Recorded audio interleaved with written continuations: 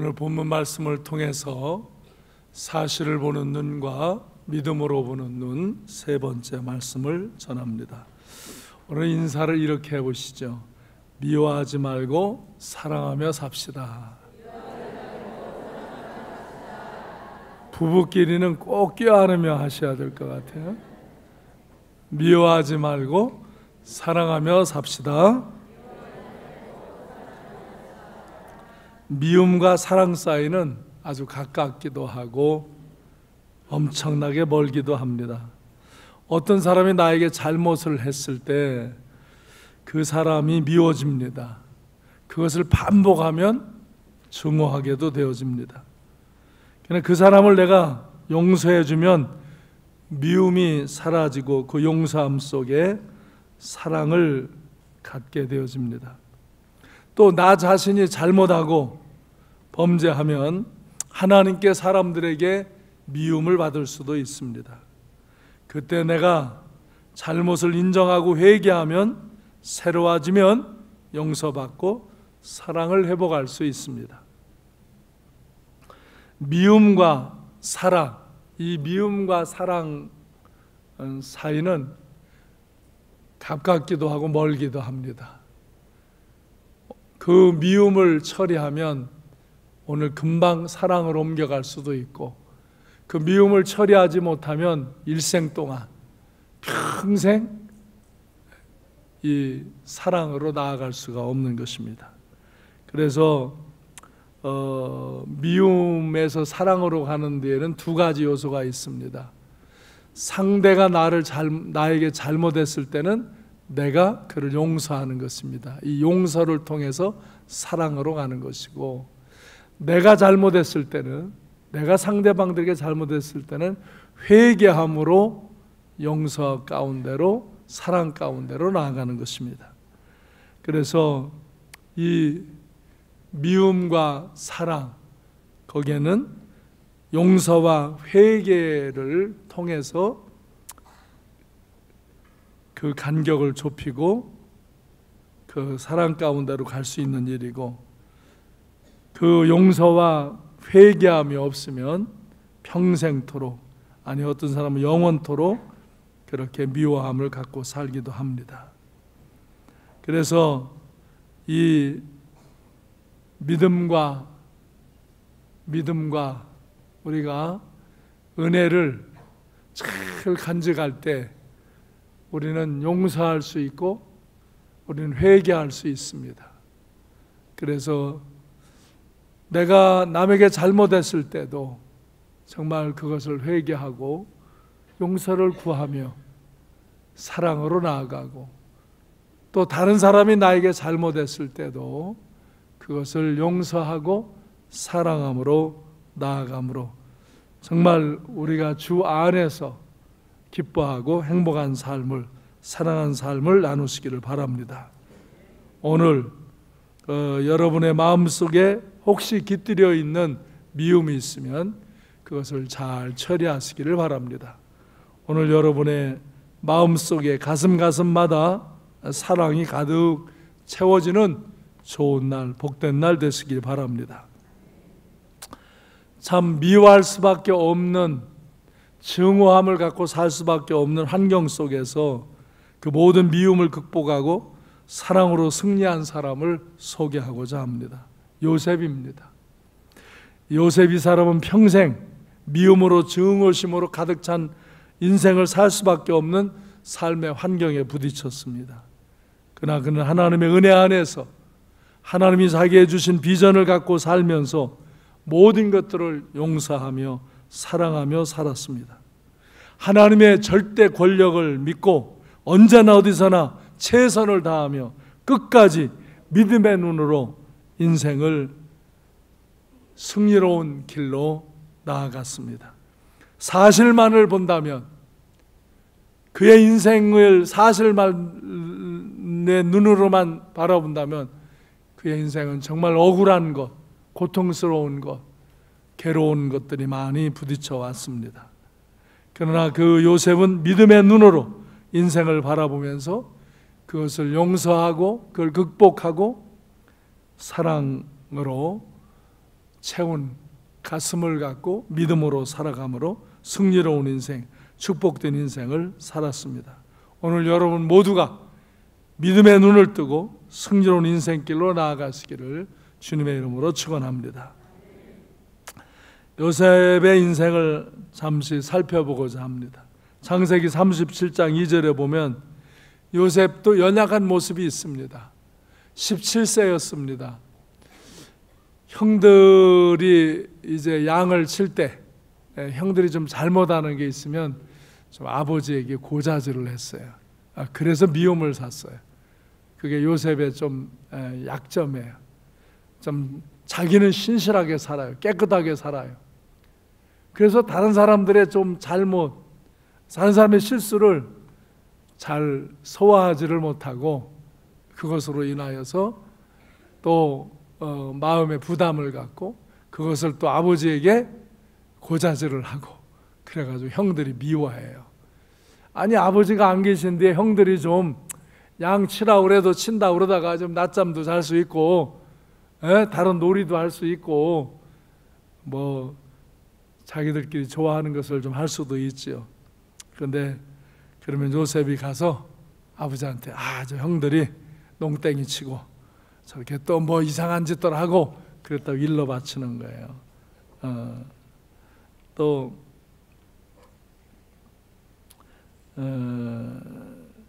창세기 37장 3절로 4절에 보면은 요셉은 노년에 낳은 아들이라 야곱이 특별히 더 사랑했어요. 그래서 그를 위하여 채색 옷을 지어 입혔어요. 아니 형들한테는 야 가서 저 양을 쳐라 하고 그 목동옷 작업복 입히고 요셉은 아주 똘똘하고 귀엽고 이렇게 어릴 때부터 믿음 안에서 이렇게 자랐어요. 그러니까 더 사랑을 받았어요. 그래서 채색 옷을 입혀요. 그러니까 형들이 생각할 때 우리는 매일 작업복 입히고 양만 치라 그러고 저 요셉이는 그냥 저렇게 껴안고 저렇게 색동옷 채색 옷 입히고 저렇게 좋은 거 주고 그런다. 그래서 4절에 보면 그를 미워하였다. 그래서 그에게 편안하게 말할 수 없었다. 그렇게 표현하죠. 형들이 이렇게 고자질하는 것으로 인하여 미워했고 사랑을 독차지하는 어떤 편애함을 느끼면서 미워했어요. 더욱 미워했다. 그랬어요. 그런데 또 창세기 37장 5절로 11절에 보면 또 더욱 미워해요. 왜 그러냐면 꿈을 꾸고 꿈을 자랑을 해요.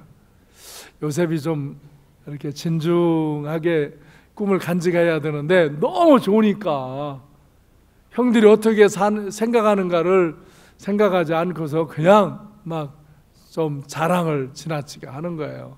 그러니까 그를 더욱 미워했어요. 또 꿈 내용이 형들이 생각하면 별로 기분 안 좋아요. 아니 밭에 곡식단을 이렇게 묶는데 자기 단이 이렇게 딱 일어서고 당신들의 단은 내 단을 둘러서서 내 단에게 절하더라. 7절에 요러니까 요런 싸가지. 아니 그럼 네가 우리 왕이 되겠다는 거냐? 우리가 너한테 절하라고 산다는 거냐? 그러면서 그 꿈으로 인하여서 8절에 보면 또 어떻게 해요? 더욱 미워하더라. 더욱 미워. 근데 또 꿈을 꾸고는 형들에게 내가 꿈을 꾼즉 해와 달과 별이 11별이 내 별에게 절하더이다. 그러니까 뭐야? 그러면은 아버지와 어머니와 우리가 다 너한테 절한다고? 내가 잘났냐? 그러면서 형들이 시기해요. 근데 아버지는 그 말을 좀 간직하셨는데 형들은 이복 형들이거든요. 다 이복 형들이 미워하고 더욱 미워하고 시기해서 저놈 좀 어떻게 다스려야 되겠다. 죽여버릴까? 와, 이렇게 미움은 이렇게 악을 낳는 거예요. 자기들 마음도 괴롭고 두렵고 고통스러운 뿐만 아니라 다른 사람을 이제 해코지 하는 대로 가는 거예요.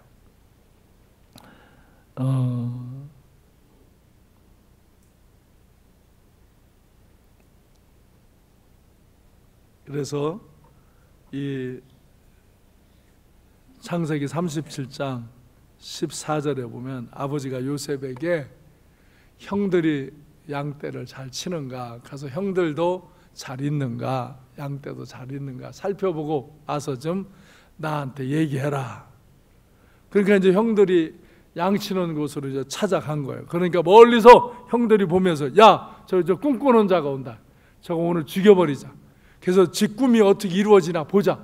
와, 형제들이요, 시기심이, 미워함이 들어오니까 이렇게 악한 생각을 하는 거예요. 그래서 이제 그 요셉이 가까이 오니까 죽이려고 그러니까 그래도 형제 중에 그걸 말리고, 야, 죽일 거야 있냐, 여기 저 구덩이다가, 저 깊은 구덩이 거기 있는데 거기다 던져버려서 거기는 혼자 올라올 수가 없어요. 그러니까 거기다 던져버려서 그냥 스스로 죽게 하자. 그래서 그렇게 던졌어요. 그런데 조금 있다가 어느 상인들이 지나가요. 그러니까 또 형제 중에 하나가, 야, 뭐 여기다 넣어서 죽일 거 뭐 있냐, 우리 저 돈 받고 팔자. 그래서 은 20냥 받고 팔아버려요. 그래가지고 이제 이 요셉이 애굽으로 팔려가는 거예요. 그래서 그 인생이 갑자기 역전됐어요. 그렇게 사랑을 귀중히 여김을 받고 살던 이 요셉이 갑자기 종살이를 하게 돼요. 창세기 39장 1절로 4절에 보면 이제 그가 애굽에 내려가서 거기 끌려가가지고 그 바로 왕의 친위 대장 그 보디발 장군 집에 팔려가요. 그래서 종이 된 거예요. 종살이를 하는 거예요, 여러분. 아무 품값도 없는 종살이, 몸값을 받고 팔려왔기 때문에. 그러나 여호와께서 요셉과 함께 하심으로 그가 형통한 자가 되어 그의 주인 애굽 사람의 집에 있으니 그 주인의 집에도 많은 좋은 일이, 범사 형통함이 일어나는 걸 보면서 이 보디발 장군이 좋아해요. 요셉은 종으로 팔려왔지만 종과 같이 살지 않아요.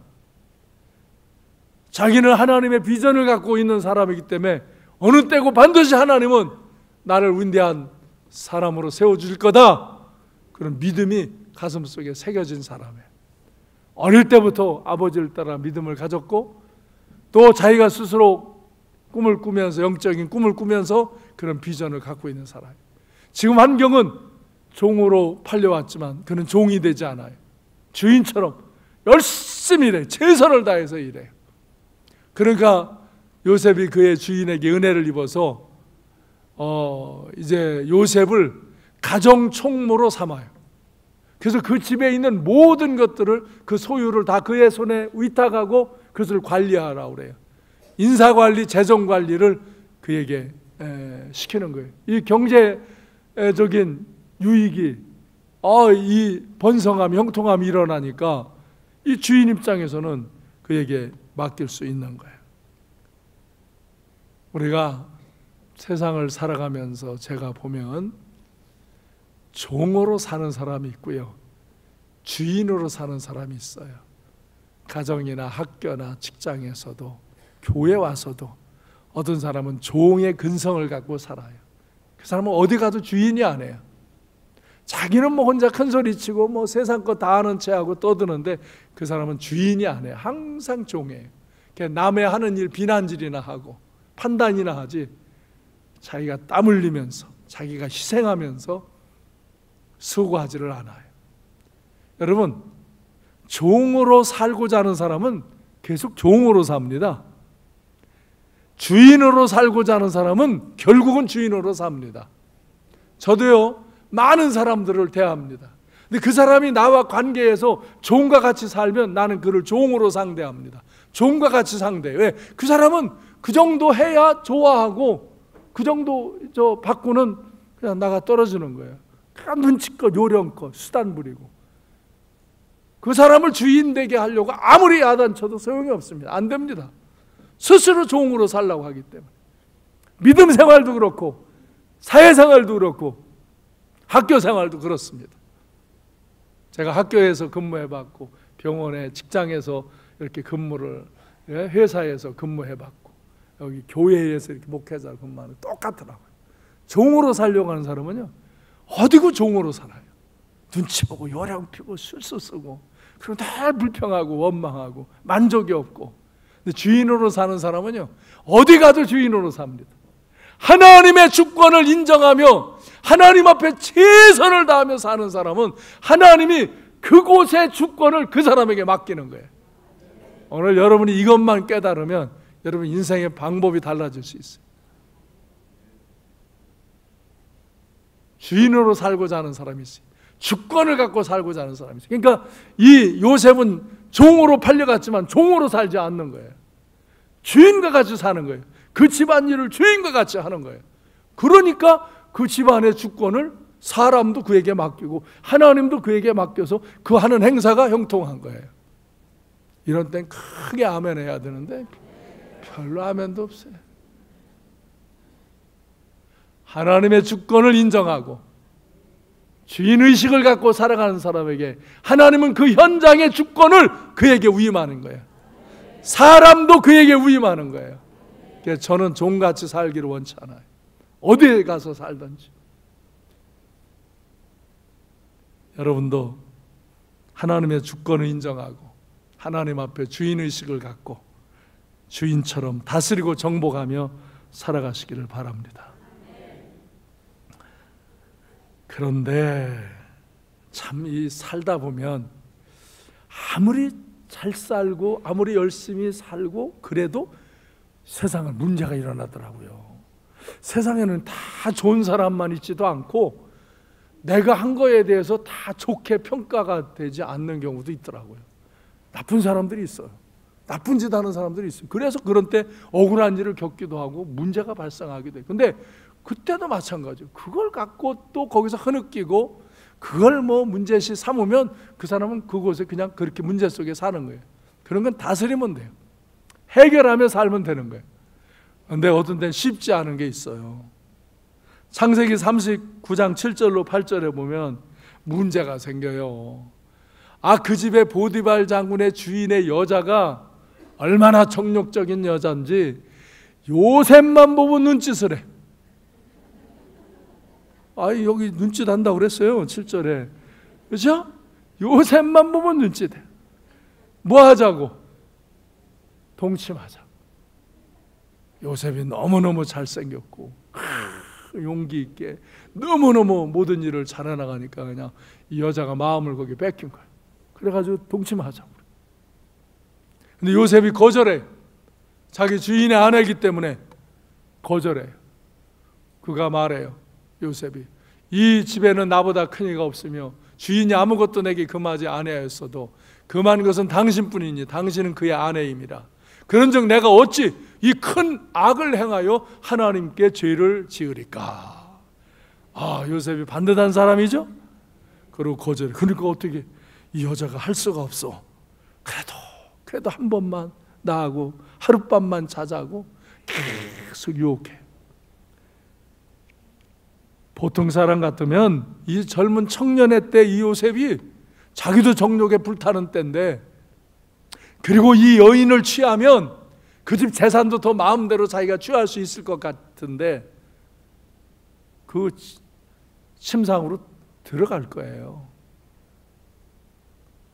그런데 요셉은 들어가지 않아요.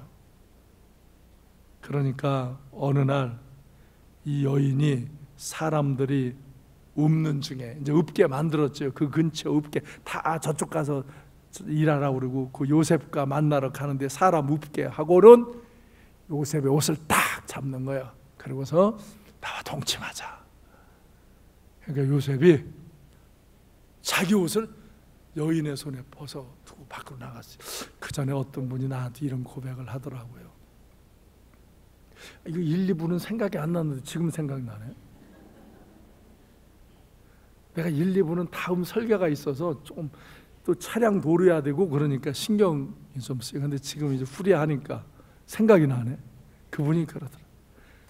내가 저 여자를 취하려고 하지 않으려고, 취하지 않으려고 노력하는 마음을 가졌지만 내 마음 한구석에서는 저 여자가 나한테 와서 나에게 유혹을, 접근을 해줬으면 좋겠다. 그럼 내가 모르는 채 저 여자를 취하고 싶었다. 그러더라고요. 그런데 하나님이 자기를 지켜주셔서 그 여자도 망설이고 안 와서 그날 밤 괜찮았다고 솔직한 얘기를 저한테 하더라고요. 그래서 정말 솔직한 얘기. 자기는 그렇게 적극적으로 죄를 질 수는 없어서 못하고, 그렇게 하고 싶지만 못하고 있는데 저쪽에서 내게 손짓하면 그냥 내가 모른 체하고 그날 그 손짓을 잡았을 건데 하나님이 나를 지켜주시느라고 그런 일이 안 됐다고 그러더라고요. 그런데 요셉은 그렇게 눈짓을 하다가 안 되니까 이제 옷을 붙잡고 동침하자고 부둥켜 이렇게 끌어안는 그 여자를 뿌리치고 옷을 벗고 나간 거예요. 확실한 거죠. 그러니까 9절에서 말한 대로 내가 어찌 주인에게 하나님께 범죄하리까? 그럴 수 없습니다. 이 큰 악을 행할 수 없습니다. 벗고 나가. 그런데 벗고 나가면 끝나면 되는데, 야, 여자의 한 남자분들 여자한테 잘해요. 여자한테 잘못했다간요 무슨 말이 있느냐면 5, 6월에도 서리빨 쓴다. 서리빨은 11월, 12월, 1월 동지스 달이나 쓰는 건데 그 허옇게 땅에 이렇게 오르는 거. 그런데 5월, 6월에 음력 5월, 6월이면 지금 7, 8월 되겠지. 이때도 서리빨이 쓴대. 서리빨이 쓴대. 이 여자가 휙 마음이 돌아서는 거예요.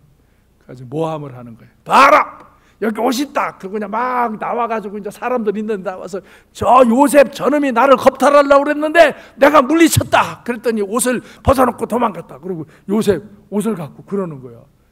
사람들이 정말이야? 요셉이 그놈이 그럴 수 있어?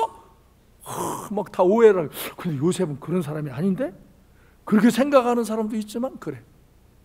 내가 이걸 영화로 보니까 그 보디발 장군한테도 그걸 고발을 했는데 보디발 장군이 요셉은 그런 사람이 아닌데, 근데 저 아내가 저렇게 하니, 근데 보디발은 아내를 약간 의심을 해.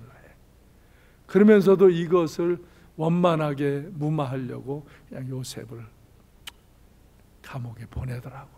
그런데 감옥 중에서는 제일 좋은 감옥, 정치범 수용소로 보내더라. 정치범 수용소. 그래서 왕의 신하들이 죄를 졌을 때 들어오는 수용소, 그 감옥으로 보내더라. 어쨌든 요셉은 또 종살이 하다가 감옥살이를 가. 여러분, 나 감옥 가서 설교 여러 번 했는데 정말 여러분 감옥 가지 말아요. 감옥 가지 말아요. 갈데가 안 해요. 요셉은 믿음을 지키려고 감옥 갔어요. 믿음을 지키니까 감옥에 갔어요. 얼마나 원통해요. 아니, 못된 여자가 지가 날 좋아해놓고 나를 모함해서 이렇게 할 수 있어? 아이고 원통. 이게 요즘 유행하는 미투 사건의 원조야. 다 성경에 원조가 다 있더라고. 내가 지난번도 뭐 원조를 말했는데,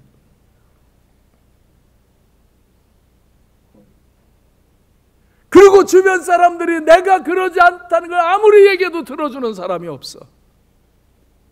하나님 왜 이러십니까? 나를 왜 이러십니까? 아무리 얘기해도 소용없어. 감옥에 들어갔어, 철컥. 참 그의 인생은 원한에 사무친, 미움으로, 고통으로 얼룩진 인생이 사실이 그거야.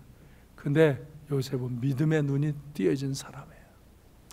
그래서 하나님이 주권자이심을 믿고, 나는 범죄하지 않았기 때문에 하나님이 결국은 처리해 줄 줄로 믿고, 그리고 그 감옥에 죄수로 들어갔어요. 그러나 그는 죄수로 살지 않아요. 죄수들은 거기서 뭐 나는 아닌데, 나는 뭐 했는데, 누가 나쁜데 뭐 한데 서로 욕을 하면서, 그렇게 하면서 땅을 치면서 원통해 하면서 지내요. 요셉은 그곳에서도 하나님께 기도하고 믿음을 지키고 열심히 거기를 관리하고, 또 그런 사람들 위로해주고 거기를 이렇게 섬겨줘요. 그러니까 간수장이 보니까 요셉이 들어오고서부터 이 감옥이 달라졌거든. 사람들이 온순해지고, 그리고 깨끗해지고. 그러니까 간수장이 이 요셉에게 그 감옥의 일을 다 맡겨요. 네가 알아서 이 사람들 관리하고 여기를 관리하라. 그러니까 누가 됐냐? 깜빵장이 된 거예요. 요셉이 거기서도 출세했어. 그런 출세는 안 해도 되는데 어쨌든 거기 가서 감옥을 다 관리하는 자가 돼. 이렇게 죄수로 들어갔지만 죄인으로 살지 않는 거예요. 자기는 죄를 안 졌기 때문에. 결국은 하나님이 나의 문제를 해결해 줄 거를 믿는 거예요. 아까 말씀드린 대로 하나님의 주권을 인정하고 최선을 다해서 사는 사람들은 하나님께서 그 현장의 주권을 그에게 주십니다.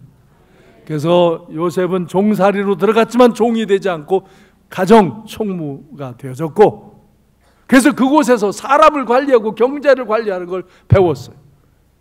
이 감옥에 들어갔어요. 그는 죄가 없지만 모함을 받아 감옥에 들어갔어요. 억울하죠. 분통 터지죠. 근데 거기서는 또 그는 하나님 주권을 인정하고 믿음의 눈을 뜨고 최선을 다해서 사는 거예요. 그럴 때 그 감옥을 관리하게 되어지고, 거기서 많은 정치의 이야기를 들으면서 그가 정치를, 진짜 비하인드 스토리를 다 들으면서 정치를, 기가 막힌 정치 학습을 합니다. 그곳에서 이제 요셉은 두 사람을 만납니다. 술 맡은 관원과 떡 맡은 관원입니다. 이 사람들은 왕의 비서실에 있는 사람들입니다. 왕의 음식을 관리하는 술 맡은 관원, 이 떡 맡은 관원, 음식과 거기 술과 이 모든 것들을 관리하는 비서실의 사람들입니다. 근데 이들이 무언가 사건으로 인하여 감옥에 들어온 거예요. 근데 뭐 여차여차 이제 이유를 내고 얘기를 하는데 뭐 다 모함을 받아서 그렇다 그러고, 뭐 어느 대신 어느 대감이 누가 뭐 문제라고 뭐 별 얘기 다 들었죠. 근데 어느 날 이 사람들이 둘이 꿈을 꿨어요. 꿈을 꾸고는 해석해 달라는데 아무도 해석을 못 해요. 요셉이 하나님께 기도하고 그걸 해석해 줘요. 그러니까 떡 맡은 관원은 당신은 3일 있으면 처형을 당할 것 같다. 그런 꿈이 이제 꿈의 내용이다. 근데 술 맡은 관원이 또 자기가 꾼 꿈을 얘기해요. 그러니까 당신의 꿈은 바로의 생일이 이제 3일 후에 있는데 그때 복직이 될 거다. 그래요. 그리고 복직이 되걸라 나 좀 이 나 억울한 사정 좀 왕에게 아려서 나 좀 이거 저 감옥에서 어떻게 건져줘라. 감옥에 있고 싶은 사람이 어디 있어요? 그러니까 뭐 이 술 맡은 관원이 얼마나 다짐했겠어요? 근데 정말 3일 후에 떡 맡은 관원은 끌려가서 죽었고 술 맡은 관원은 복직이 됐어요. 그러면 이 사람이 그래도 최소한 요셉을 건져줘야 될 거 아니야. 그렇죠? 근데 창세기 40장 23절에 보면 술 맡은 관원장이 요셉을 어떻게 했다고? 기억하지 못하고 그를 잊었더라. 아예 잊어. 왜? 복직돼서 바쁘잖아. 그러니까 감옥에서 만난 요셉을 잊어버렸어. 이게 절호의 기회인데 요셉의 마음이 뭐 얼마나 안타깝겠어. 이때나 저때나 소식이 올래나 감감무소식. 2년 동안 아무 소식이 없어요. 2년 동안. 그래도 요셉은 여전히 변함없는 믿음을 갖고 신실하게 살아가요. 그러다가 창세기 41장 1절에 보면 2년 후에 바로가 꿈을 꾼즉 자기가 나일강가에 섰는데 거기에 그 꿈이 뭐냐면은 아주 살찐 암소 7이 나오더니 파리하게 마른 암소 7이 나와서 이걸 확 잡아먹는 거야. 또 두 번째 꿈은 아주 그냥 이삭이 충실한 그냥 아리아 그냥 충실하게 달린 일곱 이삭이 보이더니 여기서 동풍에 쫙쫙 마른 이삭 일곱이 나와서 이걸 확 삼켜버리는 거예요. 이게 무슨 꿈이냐? 이게 무슨 징조를 이렇게 나한테 이렇게 현몽해 줬나? 그러고서 이제 술객들, 점술가들, 그 현인들을 다 불러가지고 해석해 달라고 그래요. 아무도 해석을 못해요. 그런데 그때 다 같이 그때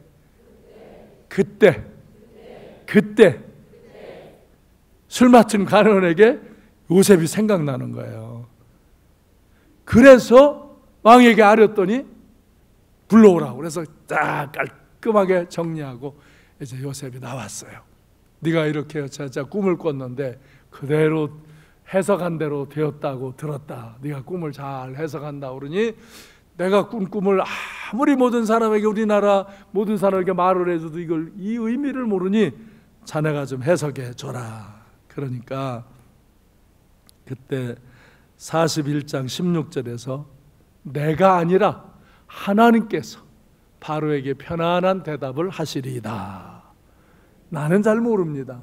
내가 하나님께 기도하고 하나님이 알려주시면 알려드리겠습니다. 그리고 그것을 해석을 해줘요. 그래서 이거는 7년 풍년이 들었다가 7년 흉년이 된다는 것입니다. 그리고 두 번을 동일하게 비슷한 꿈을 꾼 것은 두 번 되어진 건 이제 하나님 확정해서 이제 이 일이 시행된다는 것입니다. 그러므로 왕이여 감독관을 세워서 백성들도 풍년 때 다 자기 곡식을 좀 잘 저장하고 관리하라고 그러고 나라에도 모든 곡식의 5분의 1씩을 걷어들여서 그 국가 국고에 잘 쌓아 두십시오. 그리고 그때 이렇게 가난한 자들에게도 나누고 또 다른 나라도 이렇게 흉년이 들면 곡식 사러올 때니 그때 팔아서 당신의 나라가 더 부강하게 되시기를 바랍니다. 이렇게 해석만 아니라 처방까지도 내려주는 거예요. 그러니까 41장 38절로 43절에 보면 와 바로가 그 신하들에게 이와 같이 하나님의 영에 감동된 사람을 우리가 어찌 찾을 수 있으리요? 요셉에게 이르되 하나님이 이 모든 것을 내게 보이셨으니 너와 같이 명철하고 지혜 있는 자가 없도다. 이 바로 왕이 요셉도 칭찬하지만 누구를? 하나님께 영광도 돌리잖아요. 할렐루야. 그러고 너는 이제 내 집을 다스리라. 내 백성이 다 내 명령에 복종하리니 내가 너보다 높은 것은 내 왕자일 뿐이고 내가 너에게 인장반지를 끼워주고 정말 세마포 옷을 입히고 금사슬을 목에 걸고 복음수제를 내어줄 테니까 네가 갈 때 다 엎드리게 할 거니까 너는 이 애굽의 총리가 되어서 이 땅을 네가 감독관이 되어서 관리를 해다오. 할렐루야. 이렇게 만약에 요셉을 술 맡은 관원이 나가서 바로 꺼내줬으면 그냥 감옥에서는 나왔지만 나와서 뭐예요? 돈이 있어요? 무슨 여기 어떤 관계 뭐가 있어요? 어떻게 할 거예요? 별 볼 일 없잖아요. 감옥에서는 나오지만. 그런데 그때 안 꺼내주시고 2년을 더 훈련하시고는 다 같이 때가 되매 그때에 하나님이 그를 불러 올리시는 거예요. 여러분 사람들은 어떤 하나님 앞에 문제를 해결달라고 축복해달라고 병을 고쳐달라고 뭘 막 기도를 합니다. 그러고는 그게 빨리 안 되면 하나님 왜 안 해주세요? 왜 안 돼요? 막 그러면서 하나님 앞에 막 땡깡을 써요. 그게 막 큰 믿음처럼 기도하더라고. 안 해요? 여러분 우리는요 하나님은 우리가 병들기도 원치 아니하고 우리가 가난하기도 원치 아니하고 우리가 고통하며 살기도 원치 않으셔요. 여러분이 하나님을 믿고 하나님 은혜 안에서 정말 건강하게 평안하게 풍성하게 살기를 원하셔요. 그런데 당신이 인생의 빗나감 속에서 그 아픔과 어려움 가운데 거한 거예요. 여러분이 하나님께로 바로 서면 하나님은 언제고 그건 회복하시는 거예요. 아멘? 하나님 내게 일어난 문제는 내 책임이에요. 내 책임이에요. 하나님 책임이 아니에요. 근데 사람들은 자기 관리를 잘못하고는 막 하나님과 세상을 원망해. 그 사람은 해결책이 없어요. 자기 관리에 들어가야 돼. 그래서 내가 사실을 보는 눈에서 자기를 정확하게 보여야 되고 상황을 정확하게 보여야 되고 문제를 처리해 나가야 돼. 근데 그것을 보고도 불신앙으로 가면 잘못된 상황으로 들어가. 그때 그 문제를 보고 그 상황을 파악하고 평가하고 믿음의 눈으로 하나님 앞에 나아가면 하나님의 은혜와 사랑과 치유와 능력과 축복을 경험하게 될 줄로 믿습니다. 이때에 하나님 역사하시는 거예요. 요셉이 바로 그 보디발 장군의 집에서 인사관리, 재정관리를 배운 거예요. 이 감옥에서 정치사를 배운 거예요. 그때도 그는 믿음을 지키고 믿음의 눈으로 하나님을 보고 있는 거예요. 하나님도 그를 보고 계신 거예요. 그래서 그를 13년 만에, 그가 종살이, 감옥살이를 13년 한 거예요. 여러분, 이 젊은 청년 때 얼마나 괴롭고 고통스러운 인생이. 그러나 그는 믿음 안에서 용서하고 사랑하고 믿음으로 기도하며 은혜의 길을 가는 거예요. 그래서 이것을 다 같이 돌아가는 지름길, 세상 사람은 약삭빠른 수단을 부리며 가려고 합니다. 제가 보면 내 주변에도 너무 잔꾀를 부리는 사람들이 많아요. 근데 그 사람들이 지름길을 가지 못하더라고. 잘 갈 것 같고 빨리 갈 것 같고 어떤 데는 좋아 보이는 곳 갔는데 그곳에서 고통하고 괴로워하더라고. 근데 묵묵히 하나님 앞에서 자기의 길을 가는 사람들은 그가 준비되어 있을 때 어느 날 하나님이 그때 하나님의 역사 앞에 등장하게 하시더라고요. 근데 그게 지름길이더라고요. 아멘? 내가 여러분에게 수없이 말해. 미래는 우리 모두에게 와요. 그러나 아름다운 미래는 준비된 사람에게 오는 거예요. 주관자는 하나님이시지만, 주권자는 하나님이시지만, 하나님은 우리가 그릇이 될 때, 그때에 여기 채우시는 거예요. 역사하시는 거예요. 이제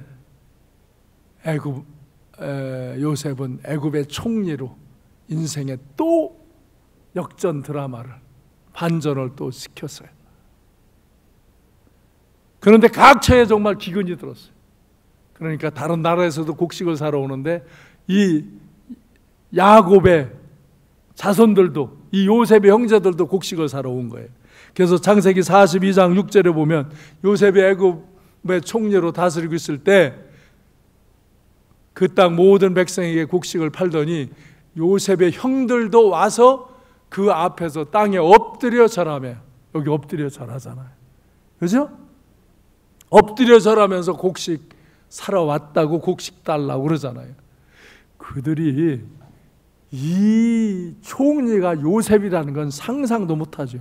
그래도 아무래도 조금 뭘 닮은 것 같은데, 그러지만 벌써 시험도 길렀겠고 의복도 지금 다르고 자기들이 판 벌써 그 요셉은 어디 가서 종살이 하고 있을 텐데 어둠에 있을래나, 마음에는 떨림이 있지만 후회도 있지만 어떻게 해결할 길도 없는 그런 상황이죠. 그런데 요셉 앞에 와서 곡식을 사가려고 그래요. 이제 그 뒤에 몇 가지 사건들이 있지만 지금 그건 다 설명할 수 없고, 어쨌든 처음에는 요셉이 자기를 드러내지 않아요. 그러다가 이제 자기를 드러내요. 그래서 창세기 45장 4절로 5절에 보면 결국 요셉이 형들에게 내게로 가까이 오소서. 그들이 가까이 와요. 이르되 나는 당신들의 아우 요셉이니 당신들의 애굽의 판자라. 입 벌어져서 여태 안 다물어졌는지도 몰라.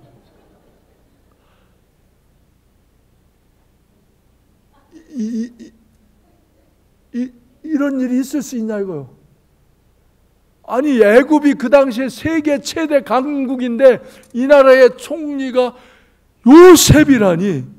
눈도 벌어지고 입도 벌어지고.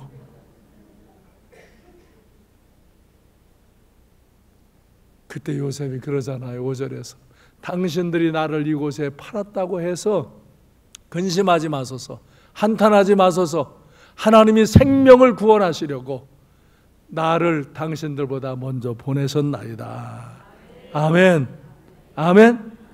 요셉은 형들을 용서했어요. 그렇죠?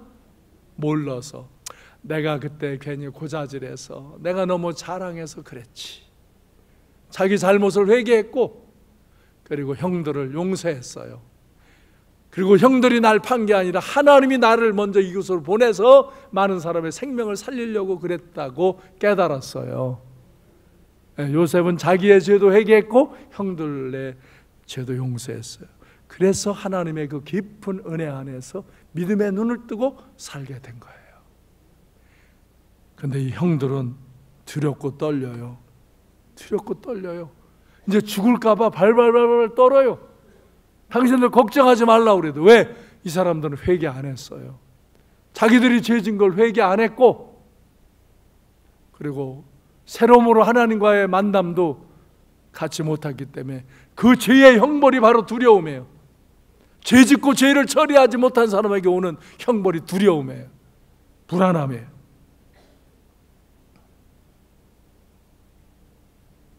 그 이후에 이제 그들은 아버지를 야곱을 모시고 와서 고센 땅에서 살다가 이제 아버지가 어느 날 이제 돌아가시게 됩니다. 그때 형들이 또 두려워해요. 이제까지는 아버지가 계셔서 우리를 그래도 봐줬는데 아버지 돌아가시면 우리 싹 죽여버리면 어떡하냐 걱정해. 그러고서는 창세기 50장 17절 18절에 보면요, 이 죄진 사람들은 항상 거짓말 한다니까요. 죄진 사람은, 죄를 처리 못한 사람은요 항상 거짓말을 지어내고 핑계를 대요. 지금도 그래요. 내가 죄를 짓고 그 사람이 어떤 사건에 문제를 일으키고 죄를 진 사람이라 그 사람은 그렇게 안 하도록 지도를 하려고 그러면요, 그 사람은, 그가 회개하고 돌이키지 않은 사람은 반드시 거짓말을 시켜요. 그때 그 사람 말은 믿으면 안 돼. 그 사람들은 수단을 써서 자기 유리한 말을 지어내요. 이 사람들도 그래요. 요셉에게 이르되 아버지가 이렇게 말했다고 하자. 그렇게 짜는 거예요. 지금 네 형들이 내게 악을 행하였을지라도 이제 바라건대 그들의 허물과 죄를 용서하라. 아버지가 그랬다고. 우리는 당신의 아버지의 하나님의 종들이, 뭐 이게 복잡해. 네 형제라고. 그런데 뭐 당신의 하나님의 아버지의 아버지의 하나님의 종들인 우리 죄를 이제 용서하소서 하니까 요셉이 그들이 그에게 하는 말을 들을 때에 요셉이 울어요. 마음 아파요. 아직도 자기들의 죄를 처리 못하고 용서받지 못하고 저렇게 불안하고 두렵게 사는구나. 울어요. 왜 그러냐? 내가 용서했다고 그러는데. 그러면서 그의 형들이 또 친히 와서 요셉의 앞에 또 어떻게 해요? 이제 곡식 달라는 게 아니라 어떻게 해요? 엎드려서 뭐라고? 우리는 당신의 종들입니다. 그래, 그때 아마 그 형들도 꿈 생각이 났을 거야. 제가 그 전에 그 소리 했는데 결국 이렇게 되는 거구나. 하나님은 비전을 주시고 비전을 이루시는구나. 그때 그 형들도 이제 깨달았을 거예요. 요셉도 그걸 거기서 목도하고. 19절로 21절에 보면은 한번 읽어보시죠. 이 말씀 얼마나 요셉의 마음이 참 좋은 마음인가. 시작. 요셉이 그들에게 이르되 두려워하지 마소서. 내가 하나님을 대신하리이까. 당신들은 나를 해하려 하였으나 하나님은 그것을 선으로 바꾸사 오늘과 같이 많은 백성의 생명을 구원하게 하시려 하였나니 당신들은 두려워하지 마소서. 내가 당신들과 당신들의 자녀를 기르리이다 하고 그들을 간곡한 말로 위로하였더라. 아멘. 요셉이 착하죠? 요셉이 애굽의 총리가 된 게 우연히 된 게 아니에요. 이런 마음이 준비되었기 때문에 그렇게 되게 하신 거예요. 저는 사회에서 훌륭한 기업인들, 정치인들, 학자들, 많은 부분의 훌륭한 분들을 만납니다. 근데 제가 보면요, 큰 일을 하는 사람은 마음이 크더라고요. 마음이 커도 실수하고 잘못하고 부족함도 있어요. 근데 일단 큰 일을 하는 사람은 마음이 크더라고요. 마음이 커. 그래서 나도 마음을 크게 가지려고 그래. 왜? 큰 일 하고 싶어서. 큰 마음을 가지면 하나님이 큰 일을 주시더라. 근데 이 좁쌀 같은 마음을 주고 남 잘못한 거 이런 거냐 매일 따지고 말고 왜 그렇게 많은 영혼을 네가 나를 이렇게 봤잖아. 어떤 사람은 쳐다보는 걸 이렇게 봤다고 그거 갖고 시비하더라고. 그런 사람들은 좁쌀 같은 마음은 좁쌀 같은 인생을 사는 거예요. 요셉이 봐요. 얼마나 큰 마음인가. 아, 이거 그냥 읽어봐도 마음이 시원하잖아요. 그렇죠? 형제들은 사실을 보고 두려워하는 거예요. 그런데 요셉은 믿음의 눈을 뜨고 그들을 용서하고 하나님이 주신 비전을 보고 믿음으로 인생을 삶으로 하나님의 역사에 나아가는 거예요. 창세기 50장 24절로 25절에 보면은 요셉은요 임종 직전에도 이렇게 유언해요. 그가 어떤 믿음의 사람인가를 보세요. 요셉은요 그 형제들에게 이르되 나는 죽을 것이나 하나님이 당신들을 돌보실 것입니다. 아멘. 당신들을 이 땅에서 인도하여 내사 아브라함과 이삭과 야곱에게 맹세하신 땅에 이르게 하시리라. 그는 어렸을 때부터 야곱 아버지에게 믿음을 배웠어요.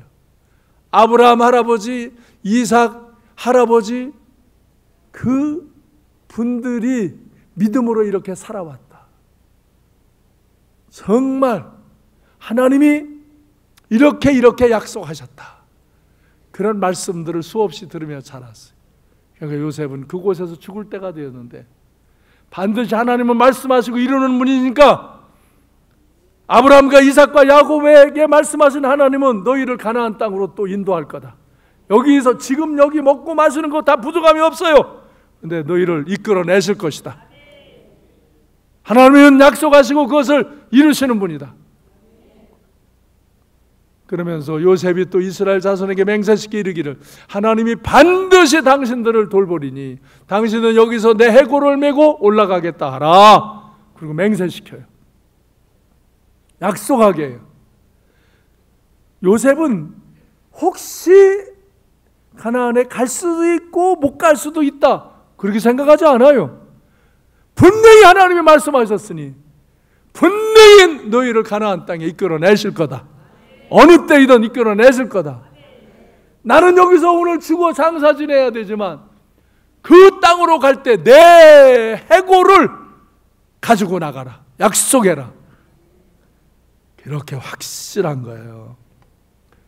그래서 결국은 한참 있다가 하나님은 이스라엘을 출애굽시키시잖아요. 가나안 땅으로 인도하시잖아요. 그럴 때 출애굽할 때 출애굽기 13장 19절에 보면은 모세가 뭘 가져가요? 요셉의 유고를 가져가요. 수백 년 후에 그렇게 이제 출애굽할 때 그때까지 이 자손들에게 이 믿음을 계승시킨 거예요. 이렇게 확실한 믿음의 비전을 자기도 가졌고 자기 자손에게도 심어준 거예요. 그래서 모세가 요셉의 유고를 갖고 나가요. 갖고 나가겠다고 맹세한 대로. 그리고 여호수아 24장 32절에 보면은 이스라엘 자손이 애굽에서 가져온 요셉의 뼈를 세겜에 장사 지냈다. 여호수아와 그 백성들이 가나안을 다 점령하고 그때까지 그 해골을 유고를 모시고 다니면서 그 뼈를 세겜에 장사 지냈다. 할렐루야. 죽어도 비전을 이루는 사람이에요. 살아서도 비전을 이뤘고 그 자손들에게도 비전을 주고 죽어서도 비전을 이룬 사람이에요. 여러분 잘 사십시오. 당신만 이리저리 뭐 잘 산다고 야단하지 말고 여러분의 자손까지 잘 살게 하는 부모가 되시기를 바라요. 여러분은 인생을 어떻게 보며 사십니까? 사실도 잘 보시기 바랍니다. 사실도 잘못 보면, 잘못 판단하면 어리석은 인생으로 갑니다. 그러나 사실을 아무리 잘 보고 판단해서도 불신앙으로 또 핑계대고 이유를 대고 불신앙으로 가면 그것도 역시 잘못된 인생길로 갑니다. 여러분, 믿음의 눈을 뜨시기 바랍니다. 믿음의 눈으로 바라보시기 바랍니다. 이 마음의 눈, 심령의 눈을 열고 믿음으로 살아가시기를 바랍니다. 그러면 그 하나님이 함께 하시고 하나님이 역사하셔서 승리로운 인생길로 인도하실 줄로 믿으시기 바랍니다. 하나님께서 나의 주권자, 이 세상의 역사의 주권자이심을 믿고 믿음으로 살면 하나님께서 당신의 삶의 현장에 당신이 주권자로 살 수 있도록 승리하도록 축복하실 줄로 믿습니다. 오늘 여러분의 마음속에 이웃이 나를 해하고 나를 상하게 하고 나를 악하게 대한 것, 그걸 용서하시기 바랍니다. 여러분, 내가 잘못이 없는데 그렇게 한 것으로 인하여 내가 해당하지 않습니다. 잠시 해와 아픔이 있지만 결국은 하나님이 선한 길로 돌이켜 줄 줄로 믿으시기 바랍니다. 또 내가 다른 사람에게 잘못한 거, 다른 사람에게 해를 끼친 거 핑계대지 말고, 이유대지 말고, 술수 부리지 말고 용서를 구하고 죄를 회개하고 용서함 받고 주의 사랑 안에 나아가시기를 바랍니다. 사실을 바라보는 눈에서 믿음으로 바라보는 눈을 뜨시기 바랍니다. 제가 이렇게 성경을 보면서 기도하면서 이걸 깨달았어요. 나는 이런 설교 어디서 한 번도 들어본 적 없어요. 근데 이 주제를 하나님이 내게 주셨어요. 그래서 제가 성경을 이 주제로 해석을 하며 여러분에게 말씀을 전하는 거예요. 왜? 이때에 우리 교인들에게 이 말씀이 필요하니까 저에게 깨닫게 해주시는 거예요. 여러분, 사실을 바라보는 눈을 갖고 그 위에 믿음을 갖고 바라보는 눈을 갖고 여러분 승리자의 인생, 하나님이 함께 하시고 형통케 하시는 축복자의 인생길로 나아가시기를 주님의 이름으로 축원합니다. 그래서 여러분의 인생이 아름답고 여러분을 통해서 많은 사람에게 유익을 주고 여러분을 통해서 하나님의 영광을 드러내는 그런 인생을 살아가시기를 주님의 이름으로 축원합니다. 기도하겠습니다.